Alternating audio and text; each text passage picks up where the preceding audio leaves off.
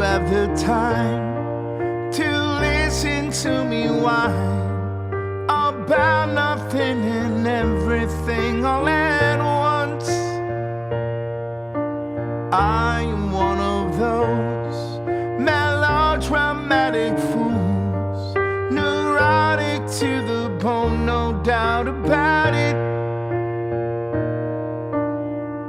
Sometimes I give myself the creeps. Sometimes my mind plays tricks on me. It all keeps adding up. I think I'm cracking up. Am I just paranoid? Am I just stoned? Welcome into the Jim Reith Show Unleashed podcast. This is episode number 29. Yahoo of the Week was a tough one this week because there were so many to choose from. Jeez. So Lindsey Graham is our Yahoo of the Week. Lindsey Graham took his lips off Trump's ass for, enough time to post that he thinks Trump should be the next pope. And I'm not kidding. And also the president also feels the same way. Yeah. Because they asked him who the next pope should be, and he said him. Yeah, sure. Why not? I mean, just because he's not Catholic and not a cardinal and, not religious at all. And I didn't realize that Joe Biden was Catholic. Oh, yeah, very Catholic. Joe Biden went to daily mass. Yes. I just read a whole thing on the religion and presidents. Because there was a whole controversy over him, whether or not he should take communion because they had caught him in a lie or something. I can't remember what it was, but, whatever. It's Kennedy and Biden, then the last, or the... Yeah, I think the only two presidents who were Catholic, yes. And Kennedy was a huge controversy. The Pope is going to run the United States and all that kind of nonsense. But, so he's our Yahoo of the Week. He's probably our Yahoo of the Year, but whatever. Probably maybe next episode or the episode after that, I'll find somebody to come on and be an expert about the conclave. Yeah, that would be awesome. I'm wicked into that stuff. Oh, yeah, because the movie. Yeah, well, even before. We just watched it. We just watched the movie. I always love, and this is kind of morbid, but I like the process and the whole, how every day everybody watches the sky for the smoke. It's so old and archaic that it's cool, Yes, it's drenched in, like you said, history. It's drenched in history, but ritual. It's all about ritual. And rituals that have gone on for thousands of years. So, yeah, it's pretty interesting. But if you want to see how the whole thing works, you can watch the movie Conclave because they got everything right about how things actually go. Now, the rest of it is movie stuff, and it's dramatic and whatever, and there's twists and turns, and the movie is tremendous. And the acting is brilliant. Oh, it is. It really is. But as far as how the rituals go and what they go through and what they do, it really is accurate. So you may want to check that out. But yeah, it's interesting. It starts the 7th, and I don't know how it's going to go. There's, like the movie, by the way, one of the leading candidates is from Africa. Yes. In fact, 2 of them are black. So it's going to be very interesting to see who the next pope is. And they don't want to elect somebody too young because they don't want that person in office 50 years. Yeah, it's crazy. The whole thing. So John Paul II was long. It was, from when I was born to mid 2000, early 2000s. Yeah, he was one of the greatest human beings on the face of the earth. And I'm not Catholic anymore. I used to be very, very Catholic, but I really admired him, and he was one of the best popes in history, and I think one of the best human beings in history. He was amazing. I think we had more pictures of him around my house than anybody else. Yeah, during that time. No doubt about it. He was just tremendous. So we have a great show coming up, but I do want to mention that we have a special show. We have a bonus show that we're putting together, and it's 3 of the 4 candidates right now running for mayor of Syracuse. So the Mr. Babylon, who is the Republican candidate, Tom Babylon, he's on it. Pat is on it, and Sharon Owens will be on it. Pat Hogan, the common counselor, he's on it, and Sharon Owens is on it. And all 3 of them I thought were really good. So that's a bonus show that Producer Bill will have out soon. And it'll be on our regular Apple and Spotify feeds. And please, if you're not already, if you listen to us regularly, even if you don't, it helps us out. Go on your Apple podcast, your Spotify, whatever podcast or YouTube you're listening to, and just subscribe to the channel and comment. Give us a 5-star rating. Tell us what you'd like about the show. We'll read those off on the program. We're going to start getting more interactive with ways to go back and forth with the listeners and stuff. So that is one way. Subscribe and comment. Definitely. And tell your friends who may not live here anymore, but are from here, if they want to keep up with what's going on. We're a hyper-local podcast, so if you want to keep up with what's going on in central New York and don't live here anymore, the podcast is one way to do it. And if you're just climbing upon us or coming upon to us, everything is up on all of our feeds, so you can go right back to episode 1 and start right and go right in order. But everything's up there. Now, for today's episode, which is packed, we have Ted and Amy. You're going to get to learn more about Ted and Amy from 93Q. I cannot believe how long they've been together on the air. It's insane. It is insane, and you'll find out about that. Grant Reeher from Syracuse University joins us. He's, I've decided, by the way, he's our official political analyst, Grant Reeher from Syracuse University, the Maxwell School. He's great. We had him back in the day. Yep. And you'll hear on this interview that he tells it like it is. Yep, he's great. And then Rome Mayor Jeff Lanigan joins us, and he's going to talk about Chobani and the $1 billion investment that Chobani is making in Rome. It's amazing. It's 1,000 jobs. It's really an economic shot in the arm for that area, and he joins us to talk about that. We are efforting. The now new face of national news, District Attorney, Onondaga County District Attorney, William Fitzpatrick. Yep. He's the man now. So maybe next week. Well, he's always been the man, but. Yes, he has always been the man. So next week, hopefully we get him. And we're going to talk about the West Hill situation, and it's a shame. I don't know why in 2025 we're still having people do hazing. I don't get it. I really don't. I've never gotten it. I've never understood hazing, ever. I just don't get it. And they do it in the NFL, but they do it on a much tamer type thing. They make guys sing, and you got to carry all the veterans' bags and all that nonsense or whatever. But this was beyond the pale. And I'll tell you what, the DA is right. You don't want to come in and turn yourself in, and you're going to get off, basically. I'm going to charge you with kidnapping. You know what kidnapping is? That's 20 years in prison. They obviously know who did it, right? Yeah, yeah. I'm sure they do.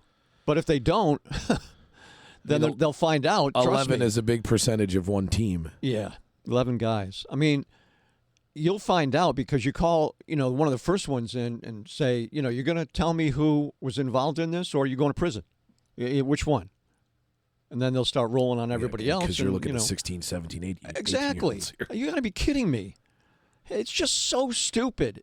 I thought we were past this. I mean, frats still do it to a certain degree, and people still die, unfortunately, from alcohol poisoning because of that crap. But the frats are getting, there's consequences. Yes. It's just so stupid. If I was like the national leader of a frat, I'd tell any of the chapters, you do hazing, you're out. Out. It's just so stupid. But it's such a historical thing. It's right. It is so synonymous with frats and sororities. We can't. Right. No. True. Very true. Yes. But they do it. Yes. And I've heard even some worse horror stories with the sororities. We had actually, and this is amazing to me still, even 50 years later, we had a frat and a sorority in our high school. Yeah. Wow. I'm not kidding. Ridiculous. Just absurd. But they did kind of, well, the frat, I've heard some stories about the frat and what they did, but the sororities was kind of tame stuff, I guess, and at least, not behind closed doors. I don't know what they did behind closed doors, but it's so stupid. It really is. Just stop it, okay? Just stop it. All right, let's get through this. You ready? I got him. Let's go. Let's go. Joining me now on the podcast, joining us on the podcast is a friend of the program. Grant Reeher is here from SU's Maxwell School, and being in education, you must sit back sometimes and just look in awe of how stupid some of the things politically that are happening in this country. But now you have to have a little bit more concern, because now it looks like the administration is coming after students and universities, and they're doing it, in a pretty aggressive fashion, right? Yeah, it's a real complicated issue, and I have tried to make this point. To be honest with you, I've tried to make this point internally with colleagues. It doesn't always go very far, but one of the things that complicates this is there is a there for what the administration says it's concerned about, and that is uh, over the last 20 years. I mean, I've been at SU for 33 years, and over the last 20 years, I have seen a real change in the way that the faculty, in particular, um, voice their opinions about political issues and the level of tolerance of alternative points of view. That's not to say that they all, vocally try to shut down opposing viewpoints, which is the way that it is often portrayed. But there is a unity of opinion, and there is a dynamic that has concerned me when it comes to diversity of viewpoint. And so I don't think it's necessarily come because of DEI. I wouldn't connect those things. I think it's more the way that the academy, if you will, has selected for its new professors, the way that graduate students self-select into being faculty. It's a broader cultural societal thing, but at the end of the day, there is a there. And so when universities push back and try to say, we don't do what you're accusing us of, I think there are a lot of people who just simply don't believe it. They don't buy it. And I think what the universities have to do is, first of all, acknowledge the concern and say, yes, there has been a drift in the academy, in academia in recent years. We recognize there's a problem, but it's not quite the problem that you being the Trump administration or another critic of academia, have identified. And this is not the best way to go about trying to fix it.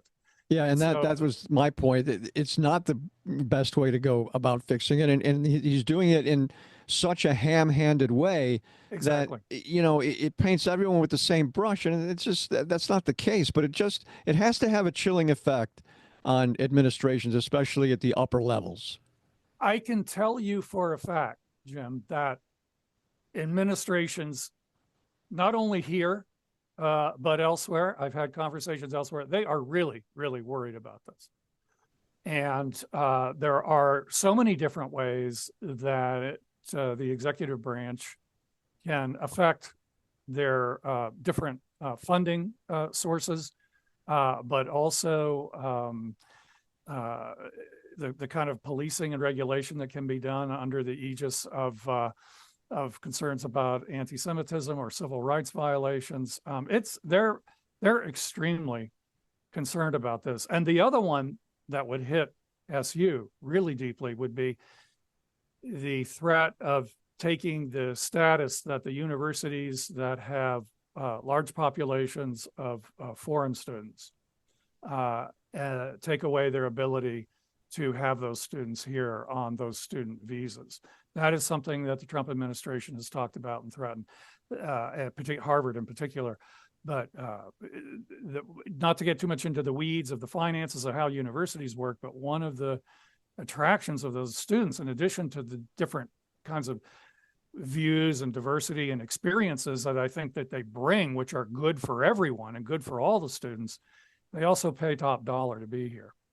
And so schools like Syracuse that are dependent on tuition have got to be really, really worried about that. Yeah, I agree. I do completely. And also, you talk about Harvard. He's going after them for reasons that who knows? I mean, who really knows? But you talk about a place like that. If you can go after a Harvard and a Yale and other, Stanford, Cal, now it really becomes a problem, nationwide.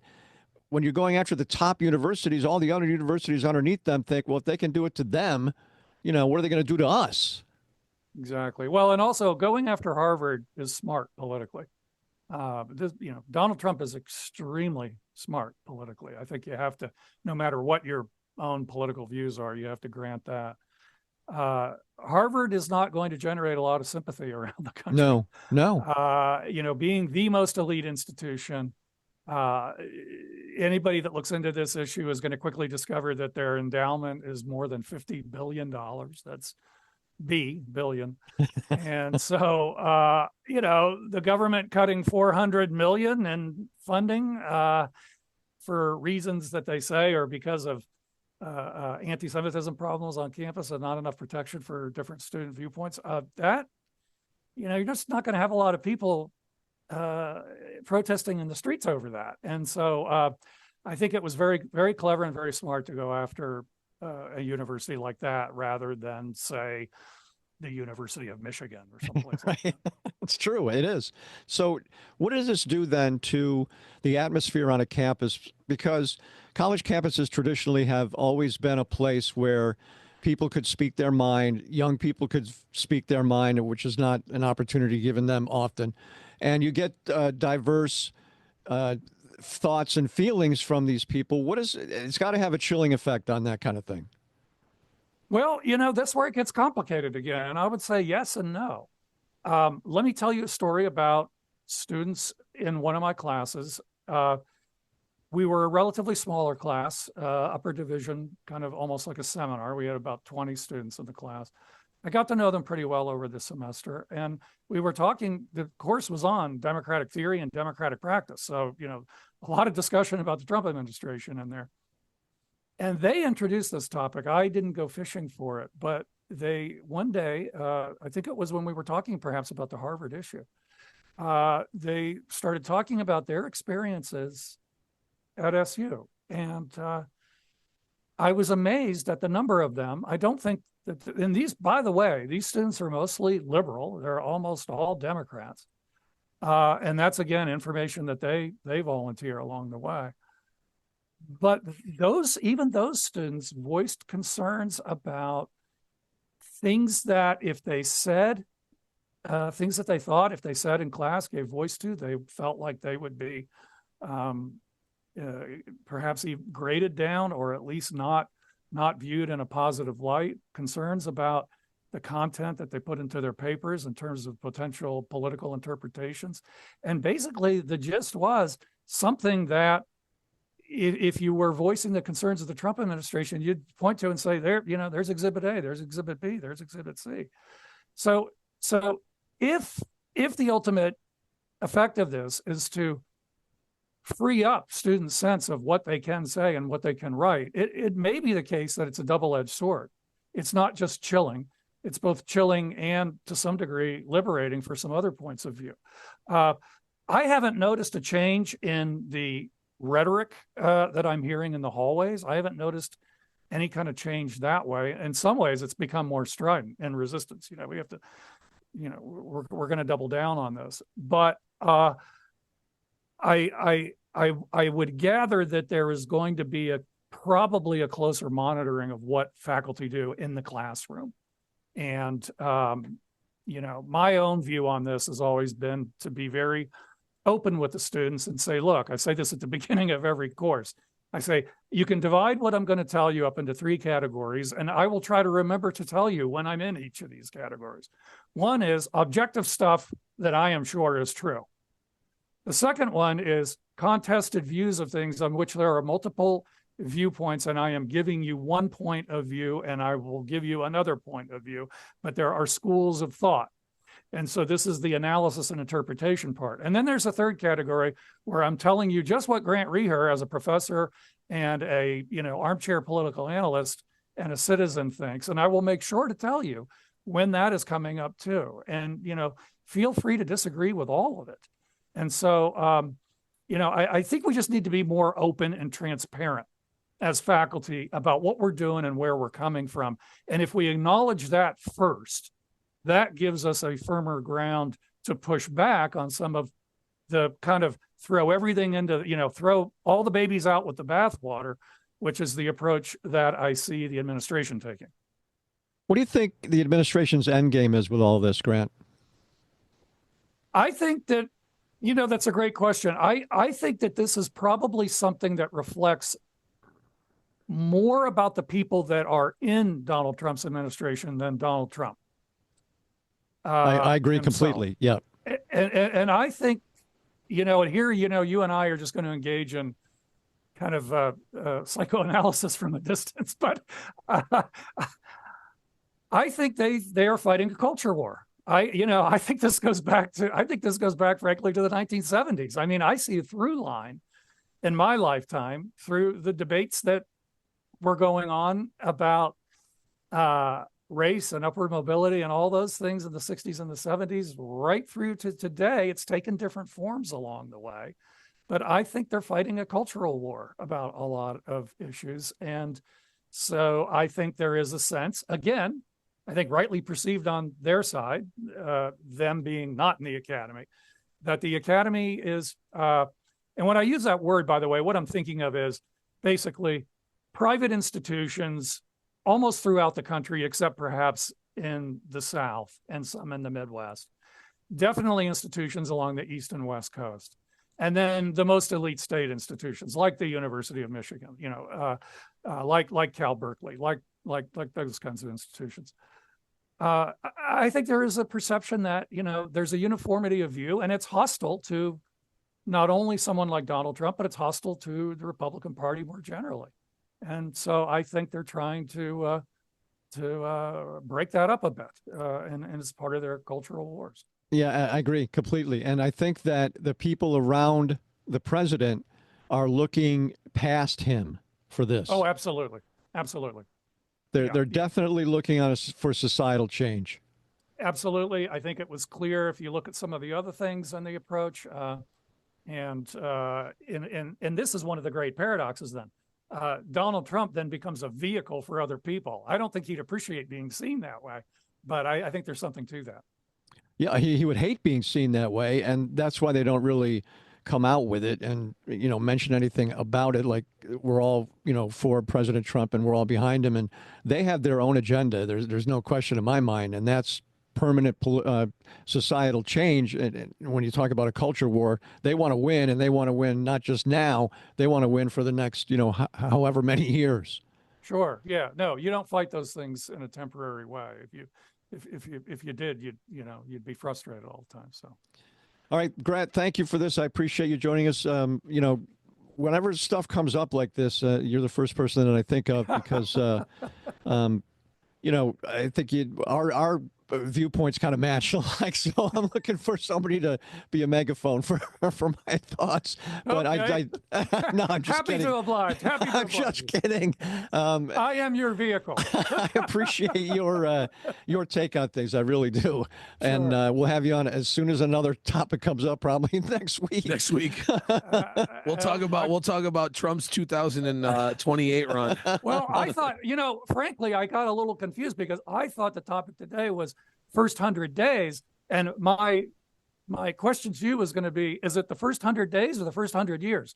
But, right.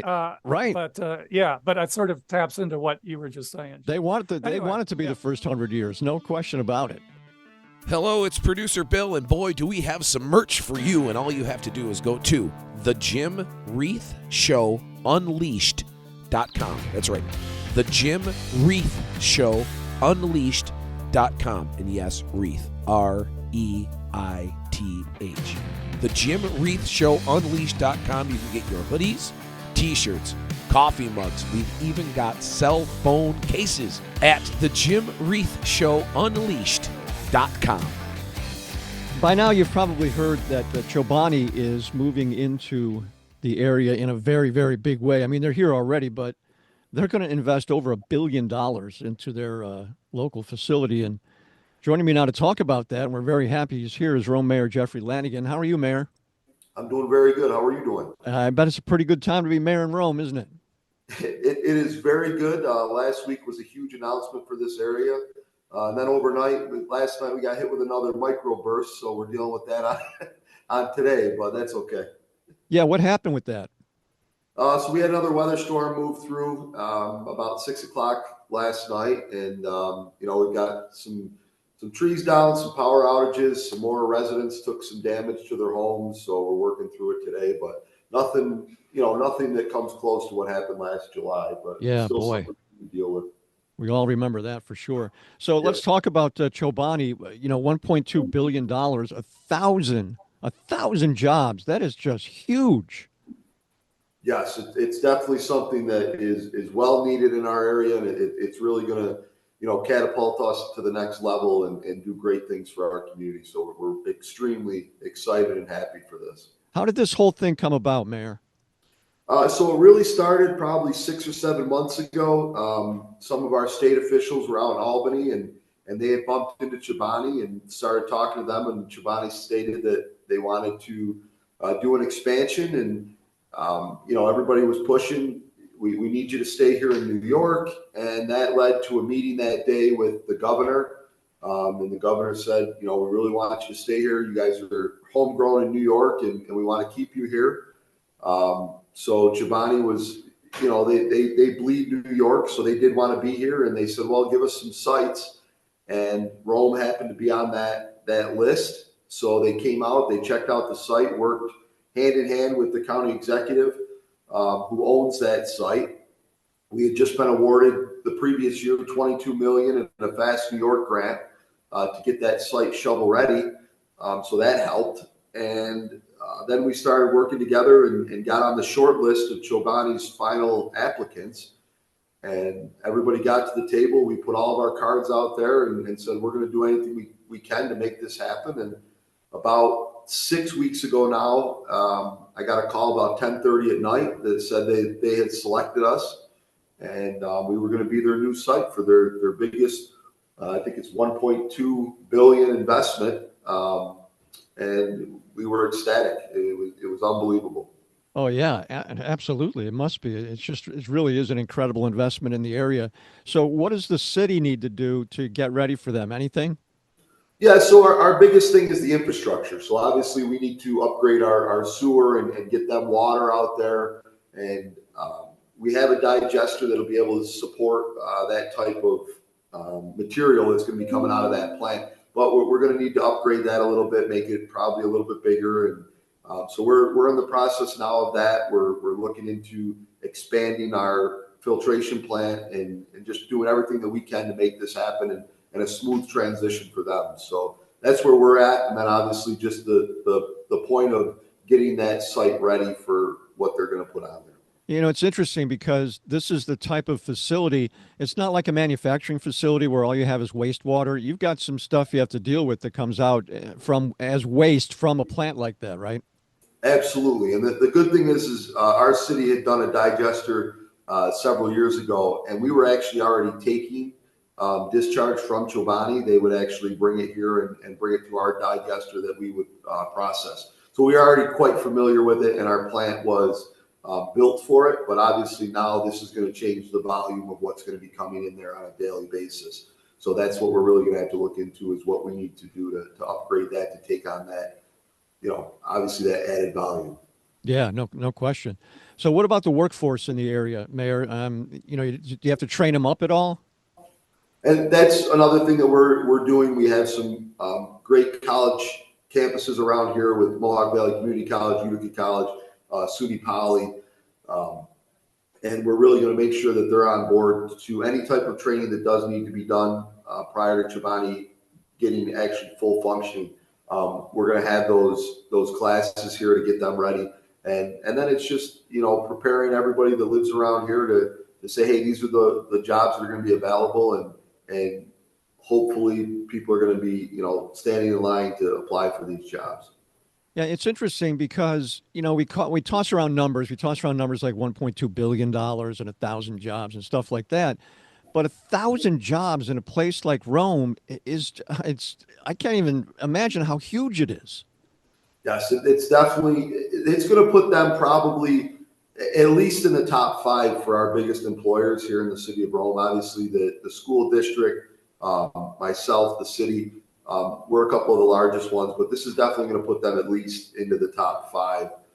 We have a couple like DFAS up on the Military Institute up there. But this is going to catapult them right up into the top 5 as being one of our largest employers. in an area that people are always looking for jobs. And not only is this just a job, but Chobani really takes care of its employees, and it's great paying, it's great benefits.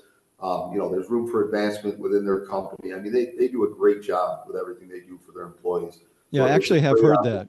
Yep. Yeah, it's a great opportunity for our community and for our workforce to get involved with a great company that's going to be around for a long time, and they're definitely going to do everything they can, not only for their employees, but for our community. They're great community partners, so we're truly looking forward to it.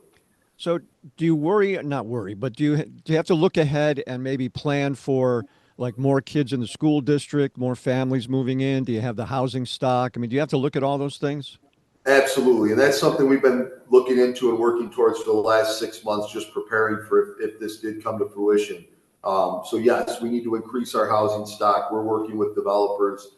We're working with real estate agents to say, hey, we need to prepare for what's going to happen when they do get up and running and these people start looking. Because that's the other thing is you can put this facility here, we could bring the 1,000 jobs, but now we need to really get people out of those 1,000 jobs to want to live here in Rome. We don't want them to just be commuters that come in every day and go to work and then don't shop in our stores, don't visit our businesses. So now it's the focus on our part as a city to build that housing stock and to have those places for people to live in and want to be here in our community. And that's really what we're focused on right now as a city is being prepared for that. It's interesting because I talked to our county executive here in Onondaga County. I talked to our mayor of Syracuse, and it's the same thing that we deal with here, and that's affordable housing. You can build $300,000 houses, but where are you going to house the people that maybe are in maintenance, or what I'm saying, the lower income, not low income, but lower income, and you have to make sure that you have affordable housing for those people. Absolutely. It's always, you see the developers, they come in and they want to build that low income housing because that's kind of where the grant money is, and it's easier to get that financed and things like that. But it's kind of that median income that you're talking about that you really need to have the housing for them. Not everybody can go out there. They might have a good job, but they can't go out and spend $300,000-$400,000 on a home. They're more in that $150,000 range. You want to be able to make sure that you can have sufficient housing for those people. Well, I'd have to say, all in all, this is a good problem to have. The things that you have to do to get ready, because it is a huge economic boost to you guys, and congratulations on this, and I look forward to speaking with you again in the future about it. Thank you so much. Yes, we're truly looking forward to it. It's a great thing for our community, and we're going to do everything we can to make it happen and to be prepared for them. So I look forward to talking to you guys again. Mayor, before we let you go, real quick question. What do you think of the cheeseburgers at DiMattio's on Dominic Street? Best cheeseburger in the area. Attaboy. I love DiMattio's. I just had one last week. I love DiMattio's. I love Tony. Great place. Absolutely. Thanks, Mayor. All right, take care, guys. Thank you. Hey, it's Jim. If you'd like to be part of this podcast as an advertiser, get a hold of us at jimreithunleashed@gmail.com, and we have rates to match your budget. Trust me. jimreithunleashed@gmail.com. Time once again for our Back in the Day segment, and this Back in the Day segment goes way back in the day, especially for the female of the two that we're going to talk to in a minute, because I remember her as a Cub reporter. WSEN, is that where you were at, Amy? I was at WEZG, Jim. Oh, EZG. When you used to just ask these really good questions, and I was fresh out of college, and I would just stick my microphone after you ask a question to the person who was answering and go like this. You had it down pat, and that's the move. So obviously from 93Q, Ted and Amy are our guests today, and it's a pleasure to have both of you on here. And because what I do with this kind of a segment is I try to give the people who listen to this podcast, all 6 of them, I try to give them an insight into, who you guys really are and where you're from and how you started your career. So I want to start with Ted. Yeah. Ted, how did you even get into this business? Well, talk about being in the right place at the right time. I was emceeing a talent show in high school, and one of the judges was the sales manager at the radio station and said, "Hey, you're a funny kid. And I went to school with his daughter as well. He said, you're a funny kid. Come on in, make an audition tape and we'll see if we have something for you at the radio station. That was 45 years ago. And I've been here ever since. So I know I got very lucky.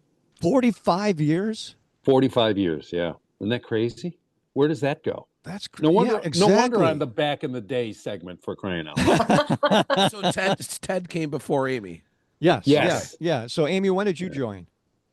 Well, as I just mentioned, I got out of college. I graduated in 1987, and I worked for WEZG for a year doing news. And then I had interviewed to just do news on the morning show with Laird and Long back in the day. And so a year later, they hired me to do that. And I really thought that that's what I was going to be doing. Then I wrote up my newscast and I went into the smoke-filled studio. And delivered my newscast. And maybe the very first day or two, they said, well, why don't you just stick around? And I said, well, all right. And so it kind of launched from there. Dave Laird was on the show for about 6 months, and then he moved to nights. And then ever since then, it's just been Ted and me. So how long have you two? 37 years. 37? Well, it's going to be 37 in November. Yeah, 37 in November. Yeah, crazy. I see them often because I'm lucky enough to be asked by them every Christmas to do the Christmas Spectacular. And they're very gracious. If I have something to plug on the air, they always put me on. So I see them often. And I always say, I remember you guys when I was, in elementary school, reading off the school. The laundry list. Yeah, the school closings. And then I remember winning Chiefs tickets with their morning trivia when I was a kid too. But that just shows that they're old. Where did you go to school, Bill? Where did you go to school? Liverpool High School. All right, so it took me a while. The L's. Okay. Yeah, it was a while, but it just shows that you grew up with these people. Yes. It's cool. It was the same now thing. Your colleague. It's cool. It was the same thing for me with Rick Gary, because when I was in high school and even a little bit before that, it was Rick and Ron on the radio, and AM radio was king. There was really no FM at that time. But 37 years, holy cow! I mean, you really have like probably 2 generations, right, who've listened to you. At least we have people come up to us that say, I used to listen to you on the school bus. Now my kids listen on the school bus, or you read to me when I was in kindergarten and now you're reading to my kids. It's like really crazy. So, yeah. And that thing, so I'm glad you brought that up. So I've had a chance to do that a few times back when I had my little radio show. So you go to read to kids in kindergarten or whatever, and then like 10 years later, you get like an email or something. It's like, I remember you reading me. You don't understand the impact that you can have on people's lives, I think. That's true. That's true. It's amazing to get to meet the people that listen to you and, consistently have listened for decades. It's crazy. Yeah. You don't realize how many years have gone by until something like that happens, where you do remember a kid that came in, to shadow your program or something. And then they're, bringing their kids to introduce themselves, and it's just kind of amazing that much time has gone by, because I still consider us as being young and hip.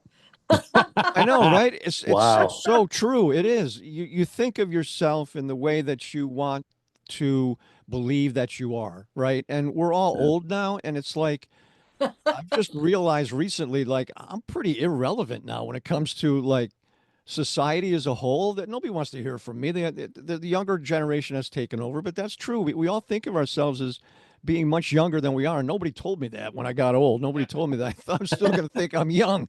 They should have a class about that, because it's shocking, really. So, Amy, the slumber party is still going, right? That's been going on for decades. So you must have people that have had their daughters at the slumber party and when they first went themselves.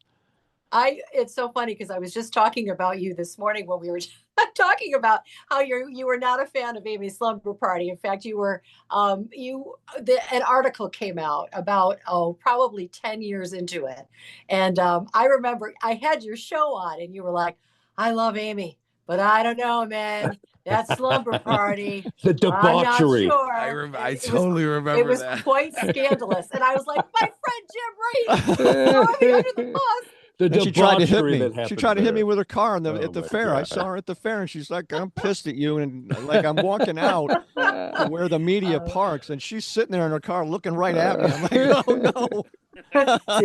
But yes, it's still going strong. We just hit our 22nd year. We turned Wow. legal last year, so 22nd year, and it's still going really, really strong. And speaking of generations, I mean, 21 years ago we had women come, and now their kids are old enough to bring, Right. and it's kind of unbelievable because it's not as scandalous as the Jim Reith show said it was. Actually, we have moms and grandmothers and daughters, and And it's sex just a really toys fun and male vibe. strippers.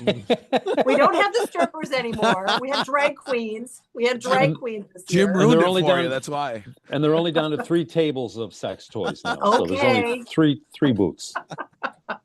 So you guys are obviously the longest running morning show continuously, probably in the history of Syracuse radio, as far as I'm concerned. And it's amazing because in our business, what used to be my business, you get fired. I got fired 4 times in all. So you got fired, and you guys haven't gotten fired, and you Well- don't deserve it, obviously.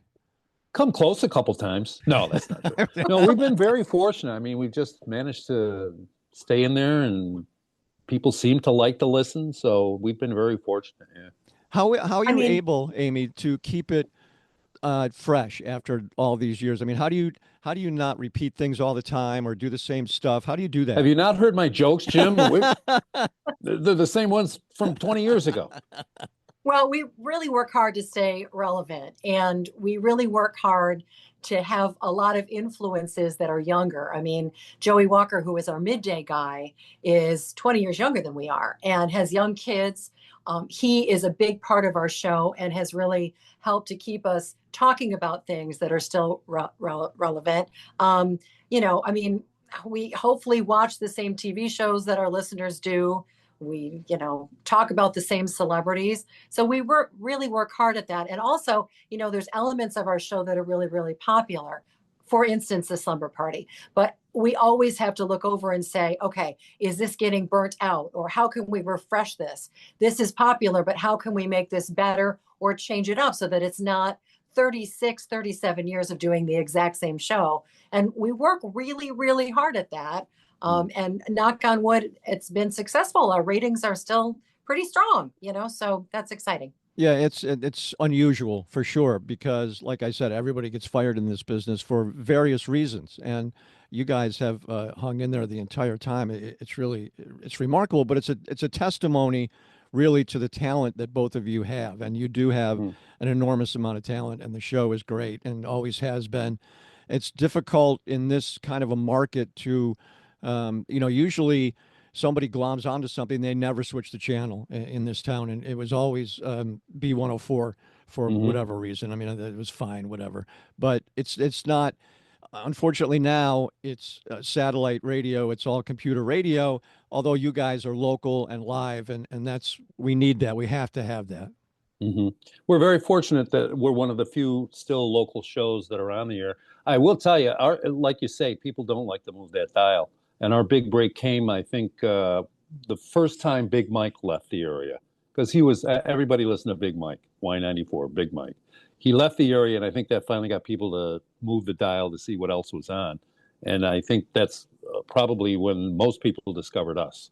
And thankfully, we've been here forever, and they haven't moved that dial that much. So, knock on wood. We all know where the bodies are buried, and there's a bunch of. I have a million stories about Big Mike and that whole cabal over there. That was really a golden age of radio for this town when SYR and we had a bunch of people doing news, and we had really great creative morning shows on all the stations, and it's not that like that anymore. It's mostly syndicated, and it's really a shame. Where did you both Amy, where did you go to college? I didn't ask you that. I went to Ithaca College. Oh, you did? Mm-hmm. Yeah, it's a great school. Great town, too. I loved it. School of Broadcasting. Yes, loved and it. Ted, you just walked right out of high school and right into 93Q. I did do a semester at OCC, and thank God Joe Biden forgave my $136 that I still owed. But it was funny because I was in the same class as Gomez. I mean, I grew up in Marcellus. So that was right behind me, right in front of me, actually. Right. So, so I did a semester at OCC when a full-time job opened up here at the station, and I decided, you know what, I'd rather get paid and learn how to do it than go to school. So, And at that yeah. time, OCC had a tremendous program. A Oh, yeah. really, really strong Denise program. Spatafora, and yeah. Yes, yeah. Yeah. Catherine Hawkins was the Yeah. woman who ran things. I was right. I think Gomez was a class ahead of me, I think, because I was there in 82 and 83. So I think you guys were right ahead of me. Right. Who's who at 93Q now is who's next in line on air, years wise? Oh, on air. Yeah, I don't. Wow. Oh, well, Rick Roberts has been on Right. air since he was about 15. Right. Yeah, I mean, he's he's high only, school. Yeah, because I remember because I Yeah. went to Liverpool. Rick went to Liverpool. And yeah, he had so a- he's been at Q for a long time. He had a pirate station in his bedroom. Did he Like really? when he was 12? Yes, because his dad was the producer, the executive producer of the show Pappyland, and Really? I was Buddy Bear and a couple other puppets on Pappyland. And he said, "Hey, my son is into radio. Do you mind if I bring him in, give him a tour of the radio station?" I said, "Sure, bring him in." He was like 12 then, and he had like a pirate radio station in his bedroom. And then I think when he was 16, they hired him full time to do nights while he was still in high school. Wow. Yeah. You So know, he's he's been here taking after forever. you, Ted. Yeah, that's what it is. And he'll never leave. You don't get people like that anymore, unfortunately, in our business. And it used to be that you started doing overnights and worked your way up, and that's how you learned. So that was interesting. Right. You said that, Ted, that you'd rather learn on the job than learn it at OCC. You can't do it anymore because No, there are there's no openings. like break-in shifts anymore. There's no weekends, there's no nights, there's no overnights. It's crazy. Yeah. So Well, how I do think you? you're right, Tim. The whole heyday of radio when Yeah. you were a part of it. I mean, radio's different. It used to be, that you were really all locally owned and really only had a couple of stations. So if you were doing well, then your company was doing well. And now it's all very, very corporate. And fortunately, Cumulus still really believes in local personalities. But unfortunately, as you mentioned, there's a lot more competition. I mean, the younger generation is not listening to radio like they used to. That used They're listening to to the Jim Reed podcast. The Jim Reed they're listening to podcast. podcasts. Yeah. Huge. So, Ray, I think you're right. It's definitely changed. Hopefully, there's always going to be a place for local radio, but there's a lot more choices now, and I'm not sure the younger generation is as enthused about radio as we were back in the day. Yeah, my kids are 28 and 25, and they don't listen to radio. They do podcasts and they listen to their phone, and that's it. And Yeah. it's a shame. It really is, because that's how you keep in touch with what's happening locally in your life, in your world, what's happening. The most important thing that and especially even when we talk about politics, it's about local stuff. That's what you want to pay attention to. And so if we get a huge blizzard at some time, you guys are on the air, and as far as local shows go, that's about it. Gomez and Lisa, and you guys, and where are we going to get information from? It like what just happened in Europe. The power grid went out for 24 hours. What are we going to do? Right. Radio was always the link to that, and the local radio was always the link to that. Mm-hmm. We have a former coworker who moved to Asheville, and after they had all of that, just awful weather last year, he called me and he said, "I was thinking so much of you guys because our internet was out, our phones weren't working." He said, "We went back to everybody just got whatever radio they could find. And that was the way that we all stayed in touch. And it just went old school." He said, "I never realized how important it was and where we would be during a disaster like this without radio, because the radio signals still work. But I know people, if they have their cars left, they would go out and get that, or they would find, an old radio in the basement and use that. But a battery radio, crazy. And so it's still needed. It's just that I don't know if the younger generation would realize that. No, I doubt it. And it's funny too, because I heard a joke the other day saying, if you really want to confuse one of the kids these days, give them a manual car and write the instructions in cursive, and then that's it. And then it's all over.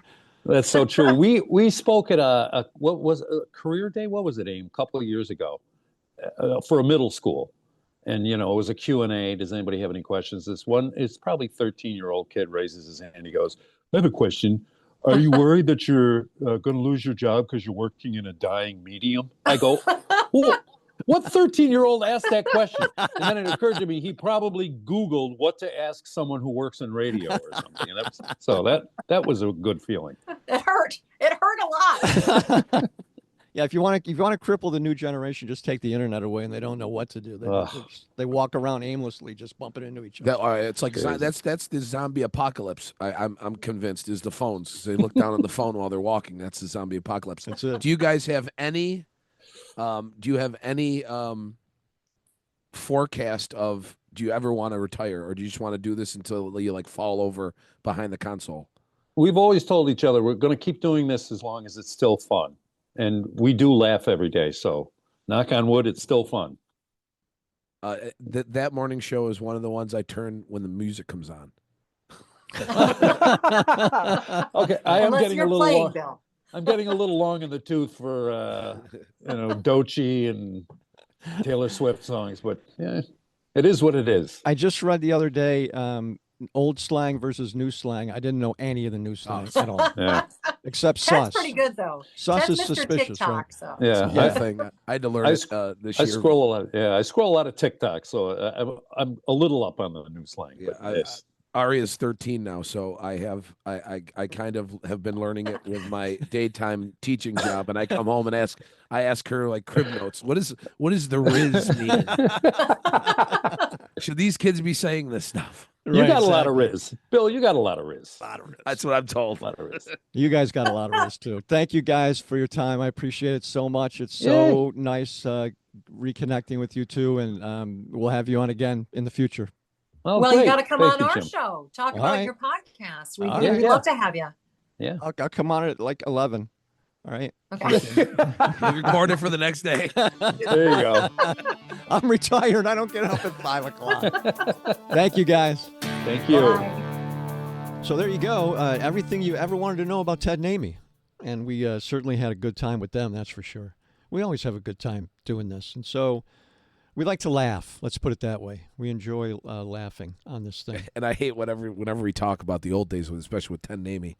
And I always say, when I was a kid, and I'm like, poor Ted and Amy have to hear that all the time. Yep. But you know what? And for the longevity, because you know more than anybody, that don't happen around here. No. 37 years together. That's amazing. And Ted's been there 45. That's crazy.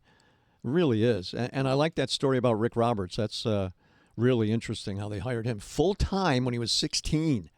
Liverpool High School. That's just amazing. Do they have a radio station at Liverpool? Nope. Well, they don't? Nope. Wow. No radio station. I mean, they didn't. I'm sure they still don't now. But Beeville's had one for... Yeah, I knew that. when I got out of high school in 76, I think they started it in 77. And, they still have it. And I think it's great. I really do. I think it's fantastic because there is no more training ground, as we talked about with Ted and Amy. And we have more coming up for you. We have more local media personalities coming up for you. We've done a few of them already, and it's because I knew all these people back in the day. So I have one guy that I want to get who was there. Well, we're going to have a guy next week, hopefully, that has been there since the very beginning of my career. And I've known him since 1982. So we'll talk to him, hopefully, coming up. So I did mention we watched Conclave. Yes. And if you haven't seen it, I mean, I'm late to the party, of course, but it's amazing. It is an amazing movie. The level of acting and the writing and the twists, it's just... The sets? The sets, holy cow. I'm sure they didn't film it in the Vatican, but it sure looks like they did. It does look like it, yes. I'm sure they didn't either, but... I mean, when they're in the Sistine Chapel, it looks like they're in the Sistine Chapel. They didn't let him film in there, so that's crazy. John It's Lithgow. So good. Ralph Fiennes. Oh, he's one of my favorites, by the way. Yes, and then when you're done watching Conclave, go watch The Menu. I think that's on Netflix also. But it's the other side of Ralph Fiennes. It's a dark comedy / Don't have your children in the room. No. You just got to watch it. I don't want to spoil it because I didn't know anything. I just watched it because Ralph Fiennes was in it. And I put it on. I think it's pronounced Reith, by the way. Oh, is it really? Yep. And I put it on just because he was in it, and the girl from the chess show. Yeah. That was on Netflix. Something Joy. Yeah. I can't remember her name. She's in it, and I love her. She's terrific. And she was. I'm surprised I didn't hear about the movie beforehand. So go see Conclave, and then this weekend watch The Menu. Yeah, Conclave is on. What's it on? Is it on Netflix? It's on one of the streamers. Yeah, it is, because we watched it on one of the streamers. That was one of those ones that it came out really fast after it was in the it did. theater. Yes, it did. Yeah, And we just watched it. We bought it. If you bought it, it was like $25 if you just bought it right out the gate. So I've got it, but it's still cheaper than going to the theater. Yes. And then I have my own seat. And that's right. I got a big enough TV. I think theaters are done sooner than later. The streaming services are going to put them out of business. And I think that's why you're seeing the 4D and all that stuff now. Because, Right. And like I said, when I went and saw Wicked, we saw it in the 4D. But to me, it took away from the movie because it's not that kind of movie that, your seat's flying around, you got wind coming in your, and it's happening on the screen, but that's not, it's not like Fast and the Furious. Well, that's why you have places like, the place in the Camillus. Yes.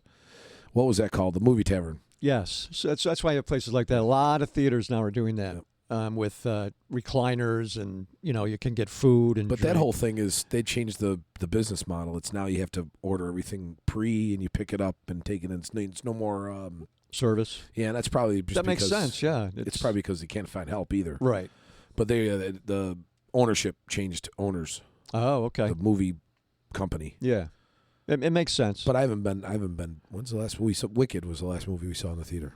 And so it has effects coming at you and stuff. Yeah, your chair's this big reclining chair. It's almost like what you would see at Universal Studios in the big effect rides that they have, and it's got the speakers right at your head, so then you can get the wind and the rain and the stuff like that, and it's moving around like a roller coaster. It's No 4DX, kidding. I think it's called. All right. And I've never experienced that. And it's but a it lot of sounds money. pretty Cool. Oh, is it? Yeah. See, that's again. I just think that streaming is gonna take care of it, and which is unfortunate because, in its heyday, and even up till now, in some respects, it's a societal thing going to a movie. I always liked going to a movie when the theater was packed. And they're saying that for that new movie Sinners. There's a new movie with the dude who played in what's his name? I can't remember, but he's action star. They're saying the movie's a way better experience in a packed theater, and the theaters have been packed because of the movie. Oh, okay. Who are you talking about? Sinners? Yeah. See, you're way younger than me. My memory's shot. Okay. Oh, so what you were talking about was Sinners. Who's in the Sinners? It's the English guy, right? No, yeah, the black guy who played in cheaper Michael B. Johnson, right? Yes. Oh, okay. Yeah, I can't remember people. No, if it's me not either. De Niro or Pacino, I don't know. I remember my dad was a little bit younger than me when he passed away, but even before then, he would always say, it's what's his name? Yeah, it's what's his name? Michael B. Jordan. Michael B. Jordan. That's it. Haley Seinfeld. He's good. I like him. And she's with Haley Seinfeld. She's with somebody famous. Josh Allen. Yes, he's very famous. Josh Allen. Yeah, my memory's shot. It's 98% on Rotten Tomatoes. Really? Yep. Sinners. I think it's a horror adventure. Okay. And people are saying it's nothing. It's something new. It's okay. A new concept. All right. Interesting. So maybe if I leave the house, we'll go do that. Now, have you seen Black Mirror at all? Is that a show? Yeah. No. It's got 7 seasons behind it, I guess. Really? Yeah, and it's like they're all standalone. You were talking about this. It's kind of bizarre, I guess. I think we're going to start watching that.